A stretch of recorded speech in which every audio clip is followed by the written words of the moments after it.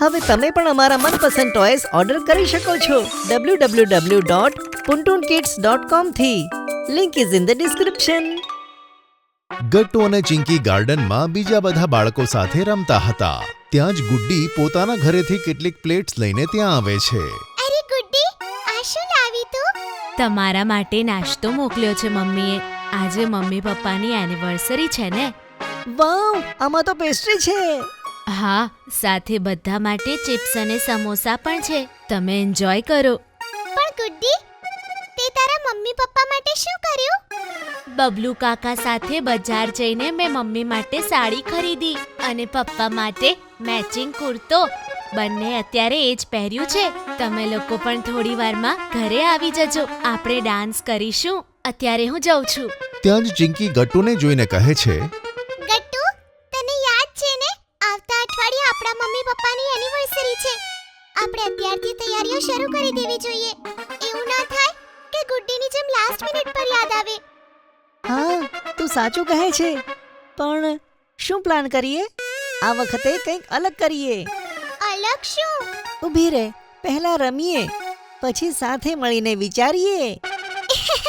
ઠીક છે. થોડી વાર પછી મમ્મી તેઓને ખાવા માટે બોલાવે છે.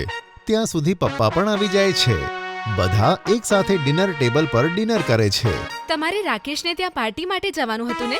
અરે ક્યાં ટાઈમ મળે છે? પહેલા ઘર, પછી ઓફિસ, પછી વીજળીની ઓફિસ. લાગે છે જીવન બસ આમ જ જતું રહેશે. અને તારે પણ તો સરિતાના બેબી શાવરમાં જવાનું હતું. જઈને આવી? અરે કઈ રીતે જતી? બપોરે આ લોકોનો સ્કૂલથી આવવાનો ટાઈમ થઈ ગયો હતો. પછી લંચ, ગટ્ટુ ચિંકીનું હોમવર્ક, ટાઈમ જ નથી મળતો. કોલેજની ફ્રેન્ડ્સને મળીએ તો જાણે વર્ષો વીતી ગયા. બંને ઉદાસ થઈને ખાવાનું ખાવા માંડે છે.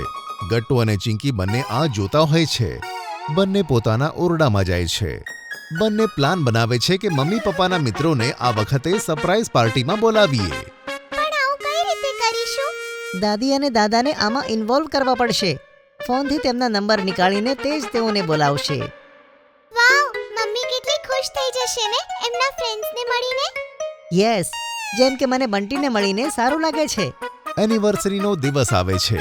મમ્મી અને પપ્પા ઘરમાં બેઠા હોય છે કે અચાનક તેમના બધા ફ્રેન્ડ્સ ઘરે આવીને તેમને કહે છે, સરપ્રાઈઝ! અરે રાકેશ, સાહિલ, સુરેશ, તમે બધા? હે ભગવાન! કવિતા, સિમરન, સુધા, તમે લોકો? આ કઈ રીતે થયું અને કેવી રીતે? તારી સાસુનો ફોન આવ્યો હતો. એમણે જણાવ્યું તને મળીએ વર્ષો થઈ ગયા હતા, એટલે હું તો ખુદને રોકી જ ન શકી. હા દોસ્ત, કામના કારણે મળવાનું પેન્ડિંગ હતું. કહેતા કહેતા તેઓ પપ્પાને ટાઈટ હગ કરે છે. ત્યાં જ સોસાયટીના અંકલ બીજા માણસ સાથે ખાવા પીવાની વસ્તુઓ લઈને ઘરમાં આવે છે. અરે આ બધું કોણે બોલાવ્યા તમને? ગટ્ટુ અને ચિંકીએ. તેમણે મને સરપ્રાઈઝ પાર્ટી વિશે કહી દીધું હતું અને કેટલા માણસો આવવાના છે તે પણ કીધું હતું. તેથી હું બધા માટે ખાવાનું લાવ્યો છું. આ જોઈને મમ્મી ભાવુક થઈ જાય છે અને ગટ્ટુ અને ચિંકીને વહાલ કરતા કહે છે, આટલી પ્લાનિંગ કરી અમારા માટે? હા બાળકો, તમને ખબર નથી તમે આજે શું કર્યું છે. સ્કૂલ અને કોલેજના દિવસો જાણે પાછા આવી ગયા. હેપી એનિવર્સરી પાપા. હેપી એનિવર્સરી મમ્મી. તમે બંને ખુશ તો છો ને? પહેલા દિવસે જ્યારે તમે બંને ટેબલ પર દુખી હતા ત્યારે જ અમે પાર્ટીનો પ્લાન બનાવી લીધો હતો. હા, આનો પૂરો ક્રેડિટ તો આ બાળકોને જાય છે. અને ચેરમેનજીએ અમારી મદદ કરી ખાવાનું લાવવામાં. નહીં તો આજે તમને બંનેને અમે સરપ્રાઈઝ ના કરી શકતા. પછી રાકેશ આવીને કહે છે, કેટલા સરસ બાળકો છે. ગોડ બ્લેસ યુ બાળકો. હવે શું ઊભા રહેશો? નાચો ગાઓ બાળકો, તમે લોકો પણ. આજે હું, ગટ્ટુ અને ચિંકી કિચન સંભાળીશું. હા દાદી, અને ખબરદાર મમ્મી, જો તમે કિચન તરફ આવ્યા પણ છો તો. ગટ્ટુ અને ચિંકી દાદીમા સાથે કિચનમાં બધા માટે ડિશિસ તૈયાર કરતા હોય છે. ચિંકી બધાની વાટકીમાં ગુલાબજામુ મૂકતી હોય છે તો ગટ્ટુ પ્લેટ્સને ડાઇનિંગ ટેબલ પર સજાવી દે છે. ચિંકી, તું બધી વાટકી અને ચમચી એકવાર બરાબર જોઈ લે, ક્યાંક ઓછી ના પડે. અને હા બાળકો, આઈસ્ક્રીમ એકદમ છેલ્લે ખોલીશું. જ્યારે બધા ડાઇનિંગ ટેબલ પર આવી જાય તો મને જણાવજો. હું 2 મિનિટમાં બિરયાની ગરમ કરી આપીશ. ઓકે દાદી. ત્યાં હોલમાં બધા લોકો નાચતા હોય છે. સુધા, તને ફાલ્ગુની પાઠકના ગીતો યાદ છે? એના પર નાચતા હતા આપણે લોકો. ત્યાં જ હોલમાં ગીત વાગે છે અને મમ્મી પોતાની બહેનપણીઓ સાથે તે ગીત ઉપર ઝૂમી ઉઠે છે. યાદ છે ને, આ ગીત ઉપર આપણે બંને જ એન્યુઅલ ફંક્શનમાં નાચ્યા હતા. અરે તો આજે તમે બંને કેમ રોકાયેલા છો? થઈ જાય તે જુગલબંધી. હા મમ્મી, તમે આંટી સાથે નાચો ને, હું વિડીયો બનાવીશ. પણ આ વખતે સોંગ બીજું વગાડજો. પપ્પા ફરીથી ગીત પ્લે કરે છે અને ગીત વાગવા લાગે છે.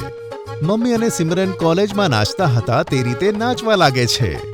બંને એકદમ ખુશ થઈને એકબીજાને ગળે મળે છે. Thank you Simran four coming. My pleasure. ત્યાં જ દાદી આવીને બધાને ખાવા માટે કહે છે. બધા લોકો પોતપોતાની પ્લેટ્સ લઈને ખાય છે. ખાવાનું બહુ યમી છે આંટીજી. અરે જે થેન્ક્સ કહેવું હોય આ બાળકોને કો. બધો પ્લાન એમનો હતો, મેં તો બસ એમની મદદ કરી. આ સાંભળીને મમ્મી ભાવુક થઈ જાય છે. થોડીવાર પછી બધા જતા રહે છે. ગટ્ટુ અને ચિંકી દાદી સાથે મળીને કિચનની સફાઈ કરતા હોય છે. થેન્ક યુ દાદી. મમ્મી પપ્પા કેટલા ખુશ હતા આજે. એ તો છે બાળકો. આજે ખબર નહીં કેટલા વર્ષો પછી મેં વહુને નાચતા જોઈ છે. ત્યાં દૂરથી મમ્મી અને પપ્પા આ ત્રણે જણાને વાતો કરતા જોઈને ખુશ થતા હોય છે. અરે એક વાત કહેવાનું તો ભૂલી ગયો. શું? Happy anniversary. મારી લાઈફમાં આવવા માટે થેન્ક્સ. તમને પણ લગ્નની વર્ષગાંઠ મુબારક. ત્યાં ગટ્ટુ ચિંકી પણ દોડીને તેમને ભેટી પડે છે. હેપી એનિવર્સરી મમ્મી પપ્પા. Love you. Love you too બેટા. ચારે જણા એકબીજાને હગ કરે છે. દૂરથી દાદીમાં આ જોઈને ખુશ થતા હોય છે.